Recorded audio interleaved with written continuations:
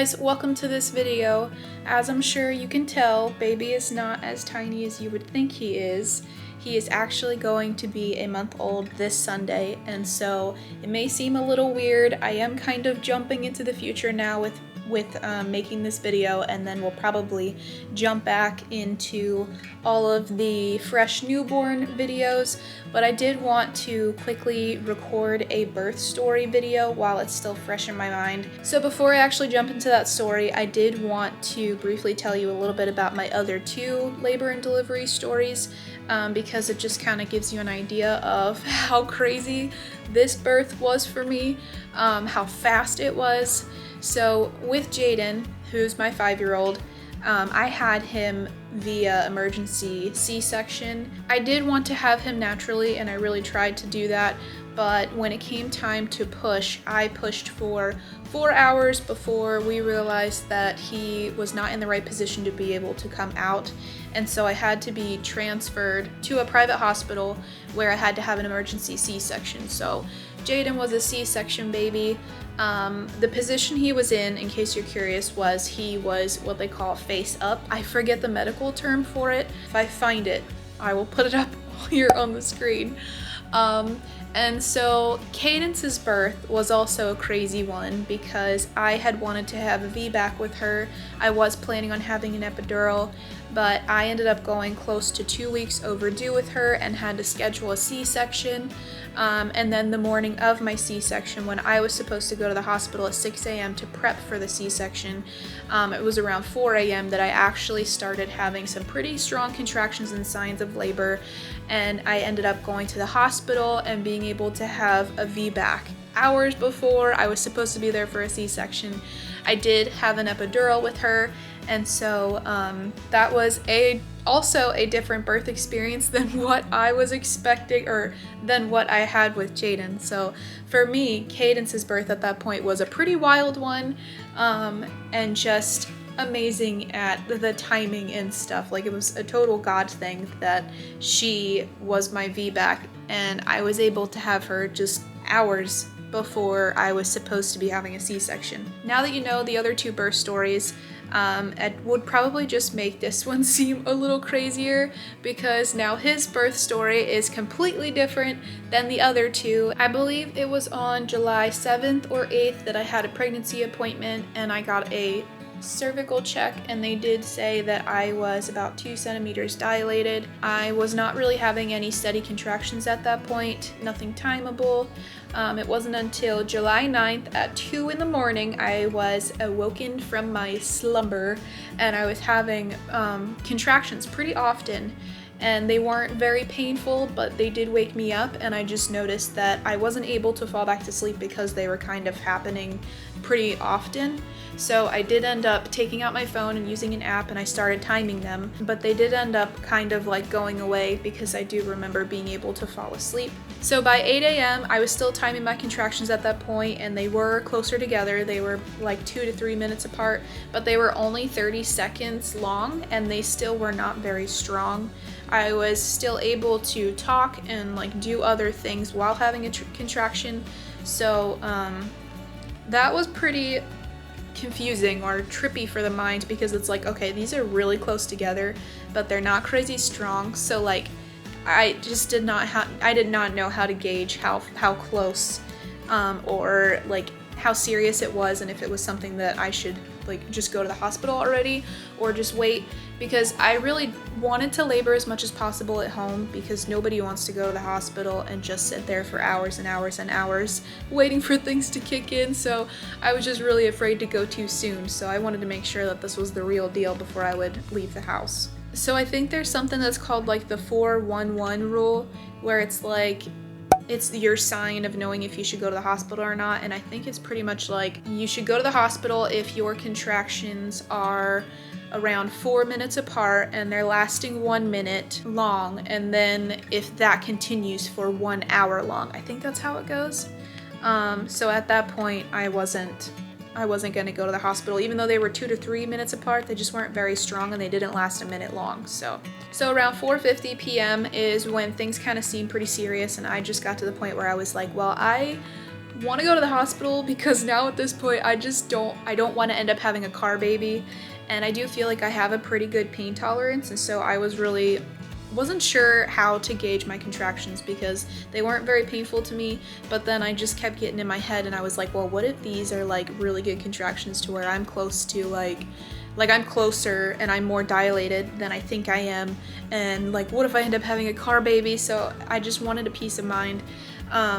And so we left for the hospital, but also at that point, my contractions were stronger and things did feel a little bit more serious, so I was okay with going to the hospital. Around 5:42 p.m. is when we got to the hospital and we got taken upstairs, and I was in triage, and they went ahead and hooked me up to all the monitors, like the monitor to monitor his heartbeat as well as monitor my contractions. And then it was at 6:10 p.m. that a nurse checked me, and she said that I was 4 centimeters dilated, and she went ahead, made a call to the doctor, and he decided that I was far along enough to where I was definitely in labor and he wanted me to stay at the hospital. So I got admitted, and around 7:30 p.m. the doctor came in and he chatted with me for a while, and then I basically got started with doing things to try to get labor going as far as like, well, to make it to progress faster.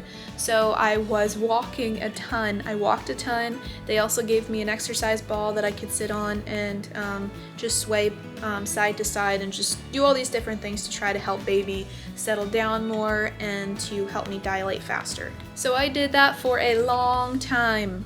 Couple hours. I was walking and walking and walking. I remember my feet hurting and I was tired, but I was torn because I'm like, if I sit down and rest, then I'm not helping baby move down more, I'm not helping my body dilate more, and I was at the point where I'm just like, I just want to be able to push him out already. That's the part of labor that I just really cannot stand, and maybe that's the same for everybody, but I was just so impatient. I'm like, I want to do everything possible to just get to the point where I can push him out already, because it's pretty boring sitting around in the hospital just waiting for things to progress. So it was around 11:10 p.m. that I was pretty tired at that point and was like, okay, I just need to sit down, rest my feet for a little bit, because it's also not going to be a good thing if I get to the point where I can finally push him out and then I have like no energy to do so because I had been working the whole time to help my body progress. Around 11:45 p.m. is when the doctor came in and he checked me, but he said that I was only 4 to 5 centimeters dilated, and I was crushed.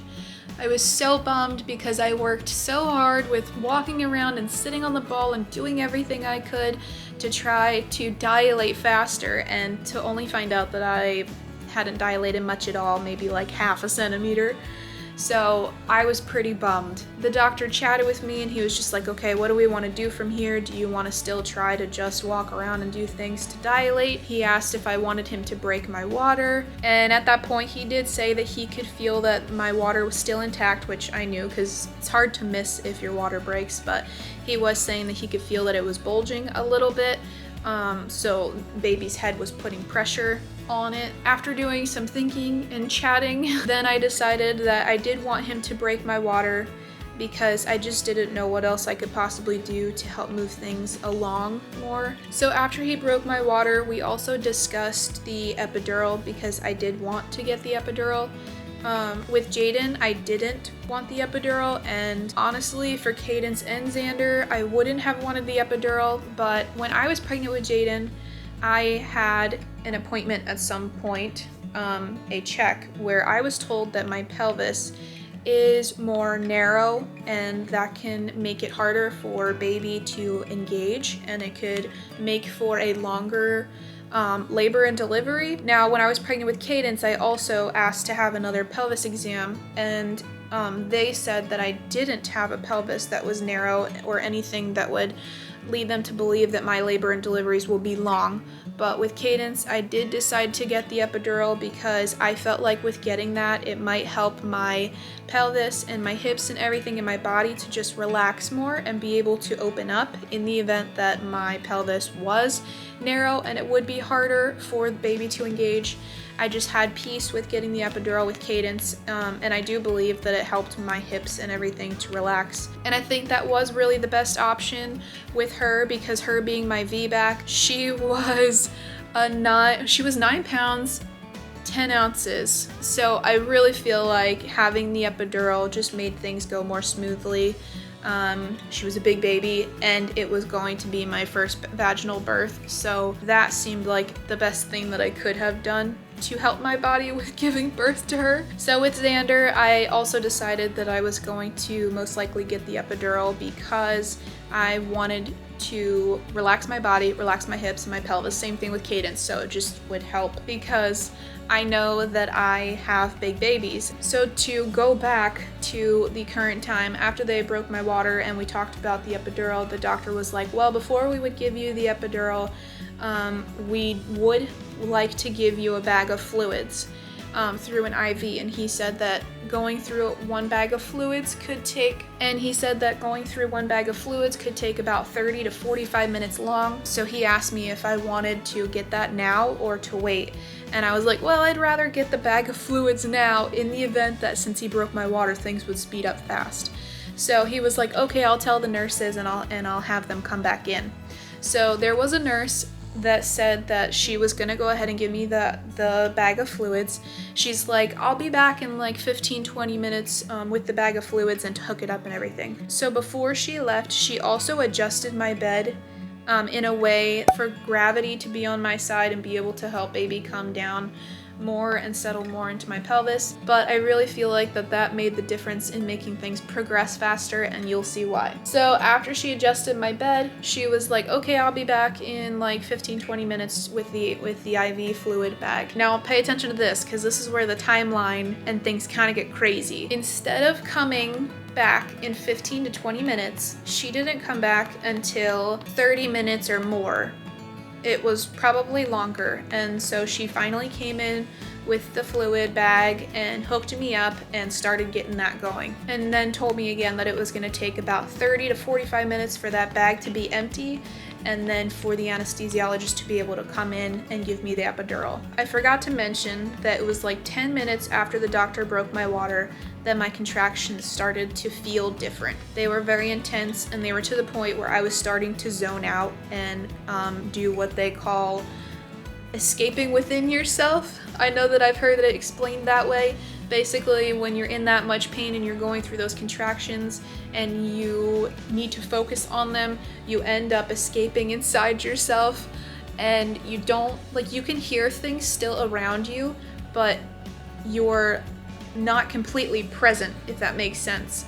And so while I was having those contractions, I could not talk, and I just remember as they started to get more painful, I remember telling myself I could do anything for a minute. I can do anything for a minute, because I just needed something to focus on to be able to get through each contraction. You know, at that time I was working through each contraction, so I wasn't really thinking or wondering like, you know, how far along am I? Maybe I should have somebody come in and check me to see how soon I could start pushing or anything like that. I just knew the contractions were very painful, and I was just waiting to get done with the fluids so that I could go ahead and get the epidural. So this part is a little fuzzy for me. I don't know exactly how long it took for the fluids to empty out, but I know that there was a chunk of time between that point and when the anesthesiologist actually came into the room. So I don't know if it took extra long for the fluids to empty,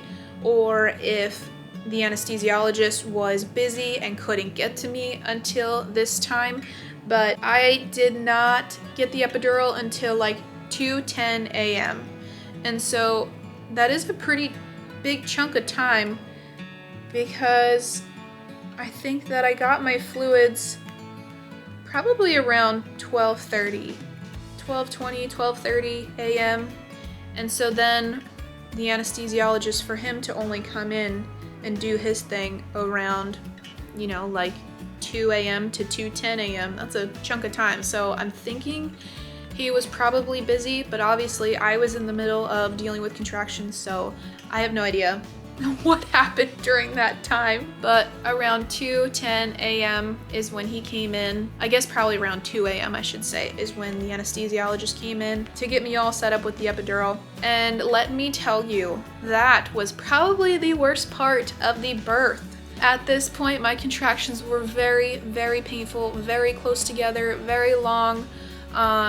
I didn't really know much of what was going on around me because I just was focusing on each contraction as it came. So when you get the epidural, they usually want you to sit on the edge of the bed, and they want you to sit upright, but also to have a pillow in front of you and like lean forward so you arch your back more. And that was so hard to do. I had to try to get in that position in between contractions. And so when I finally was sitting on the edge of the bed and leaning over a pillow, like Daryl even had to hold my shoulders and hold me still, but those contractions kept coming, and it just felt like an eternity for the anesthesiologist to get things set up and get the epidural in. And I cannot begin to explain how painful the contractions were. Like, my hips were on fire. So little did I know, I was pretty close to being able to push him out. I'm pretty sure that I was already at 10 centimeters at that point and probably could have pushed him out, because that was the most painful part of it all, was having to sit upright and arched over while the anesthesiologist did his thing. And to top it all off, he was so rude. I could not believe how insensitive he was. Like, the way he was telling everybody to do things to get stuff ready, he was rude. Like, I remember hearing that even though I was, focusing on my contractions and everything. And I was trying to sit still. But when it came to the point of him putting this guide on my back, they typically will put like this adhesive type plastic or something close to your shoulders and on your back, and I guess it has a mark or something that really narrows it down for him as to where he needs to put the epidural in. I don't know, because obviously I was focused on contractions and stuff, but I'm just going off of what I could feel. So in order to put that adhesive thing on my back, he made a comment about how sweaty I was. And so I remember him taking something and trying to wipe off my back and everything and wipe off the sweat. And I knew I was sweating because I had sweat all over my forehead and I was just burning up. I felt crazy hot. I knew I was sweaty. But it's because, looking back, I know now it's because of, I literally could have started pushing Xander out at that point. Which, sweating profusely is a sign that you are really close to being able to push a baby out. So after he wiped off my back, he's like, "Oh, she's very sweaty." And then he's like, "Look at this." And I remember he had to wipe off my back again. And I think that he showed everybody all of the sweat. I don't know, but I'm like, dude, quit talking, do your thing. I'm like dying in pain here, and you want to talk about how I'm sweating. Like, of course I'm sweating. I'm about to give birth to a baby, and you're forcing me to sit on the edge of this bed, to sit upright, like leaning over my belly even, and just, oh my gosh.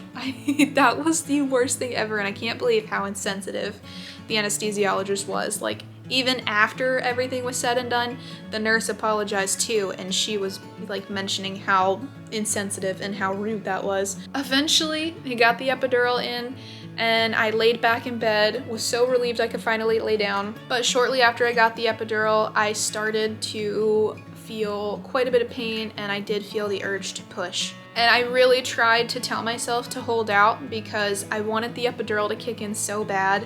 At that point, I only felt a little bit of tingling in my toes. I remember moving my legs to try to feel how much of the epidural I had. I was like, can I still move my legs? And I remember having a little bit of tingling in my toes, but I started to get the urge to push, and I couldn't hold off any longer. I seriously tried, but I got to a point where I couldn't fight against that urge any longer, and I just started to bear down and push. I know that Daryl and the nurses, they grabbed onto my legs and tried to arch my legs and help me with pushing. I don't know, I don't remember too much while I was pushing. It all happened so fast.